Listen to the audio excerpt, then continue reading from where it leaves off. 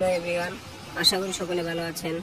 জামালপুরবাসী ইসলামপুর থানাগামী লোকদের জন্য সুখবর হচ্ছে আগামী 30শে নভেম্বর 2024 মঙ্গলবার আগমন করবেন জামিয়া হুসাইনি আশরাফুল উলুম ইসলামপুর মাদ্রাসায়। তিনি নসিহত পেশ করবেন। উক্ত মাহফিলে আপনারা আমন্ত্রিত। তিনি এর আগেও ইসলামপুর আগমন করেছিলেন 1 নভেম্বর 2022-এ।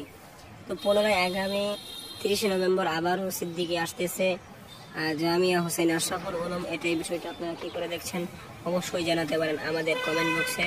তো আজকের ভিডিওটি এ পর্যন্তই। ধন্যবাদ পুরো ভিডিওটি দেখার জন্য।